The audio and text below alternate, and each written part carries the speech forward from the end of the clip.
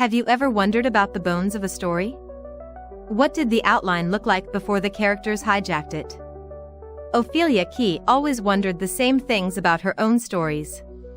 As a discovery writer, the chaotic pantser style, not even the author knew how the tales in the Draoithe Saga would go until they went backward, analyzing one story while busy writing the next tale or two somehow never happened. Apparently, OK put things off long enough, and some fancy computer magic will provide us with those long-wished-for story overviews. We can finally X-ray the tales from the dream and see their skeletons. Shall we investigate the next story in the dream? Welcome to The Explainer. Today, we're stepping into the shadows of the paranormal romance novel, Dungeon Master. We're going to break down the massive world it's set in, its super dangerous system of magic, and of course, the fated romance that's at the very heart of the story. So, here's the game plan. First, we'll dive into the sprawling dream that is this whole series. Then, we'll zero in on this one particular story. After that, we get to meet our main players, a dragon and a sorceress, uncover the crazy clash between their light and dark magic, and finally, explore the forbidden romance that ties it all together. Okay, so before we can really get into this book, we kind of have to take a step back and look at the huge universe it's a part of. So let's kick things off with Section 1, Welcome to the Dream, which is all about the world of the Draoithe Saga. And this quote from the author, it just nails it. This isn't just about reading a bunch of stories back to back. The whole point is to pull you in, to make it feel like you're living in this dream world where all the myths and legends are actually real. You know, the author's choice to call this a saga is totally on purpose.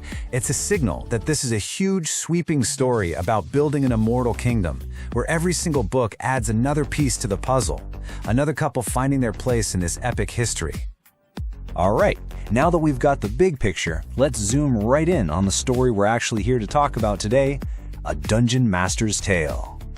So here's the entire setup in a nutshell. We have a gray dragon named Blaze who uses this forbidden dark blood magic to save a sorceress named Grace. The catch? The very magic that saves her life also poisons her, trapping her inside her own head. And right there, with that one desperate move, the whole conflict of the book is kicked into high gear.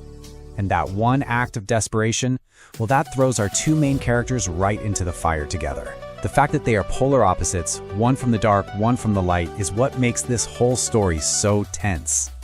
And here they are. On the left, we've got the ancient dragon Lachlain, who goes by Blaze. And on the right, the sorceress, Grace, also known as Jewel. I mean, even their names, Blaze and Jewel, set up this immediate conflict, right? Fire and something precious. Let's pull up the file on Blaze. He's a gray dragon and he's 629 years old. He was a dungeon master for a king, which is a nice way of saying his past is just soaked in torture and darkness. He's the alpha, he's the Pax banker, and he smells like juniper and whiskey. This guy is basically defined by a very, very dark history. And on the flip side, we have Grace. She's a 33-year-old sorceress and a jeweler. Her life was totally normal until she was attacked and left for dead. Her magic is all about light, and her scent is jasmine. I mean, you can't get more opposite than juniper and whiskey versus jasmine. So this is where things get really interesting. This clash of light and dark leads to the magical problem that fuels the whole plot. This isn't your simple good versus evil thing. It's about what happens when you smash two completely opposite forces together and watch the explosion. The whole story really boils down to this one central question. Blaze's magic is basically necromancy. It's tied to blood and death. Grace's power is sorcery, a light art. They should not mix, period. So what on earth happens when he uses his dark magic to save her life? Well, here's the crazy sequence of events. First, Grace is dead, like clinically dead for one whole minute. Blaze panics and forces his blood on her, a major act of dark magic. It works, it saves her, but it also traps her in her own mind.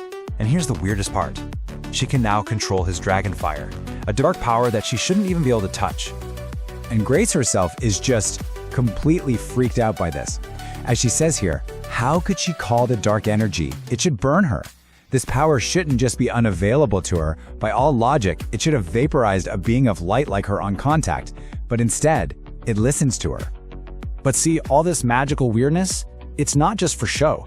It's really the engine for what this story is truly about at its core. a fated and very forbidden romance. So the story goes all in on the fated mates trope, which is a huge deal in paranormal romance. It just raises the stakes to a cosmic level.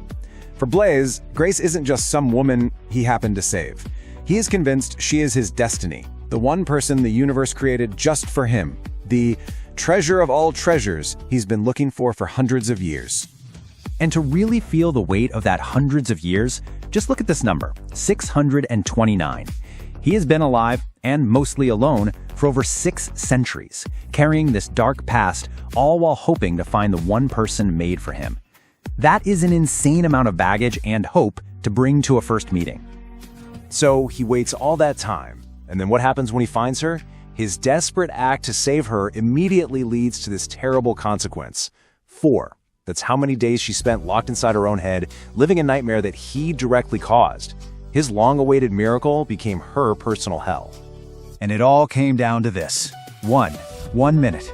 He had 60 seconds where the woman he'd waited 6 centuries for was dead on the ground, and he had to make an impossible choice: let his destiny die or use a forbidden power that could screw up both of their lives forever. So this is where the real romantic conflict ignites. She's terrified of him, and rightly so. But in response, Blaze offers her absolutely everything. All his money, his protection, his magic, with 0 strings attached. He swears he'll help her get back on her feet, even if she tells him to get lost forever. It's his total devotion versus her completely understandable fear. And that leaves us with the one question the whole book is trying to answer. After centuries of being a torturer, a monster, a being of pure dark magic, can a man like Blaze ever overcome his own nature and his own actions to prove he's actually worthy of the very woman he nearly destroyed just by trying to save her? I sincerely hope you enjoyed this view of a story skeleton, glimpsing the characters, setting, and plot structure along with the twists within the writing in this tale from the Draoithe Saga by Ophelia Kee. Don't forget to like and subscribe for more original stories and audio adventures.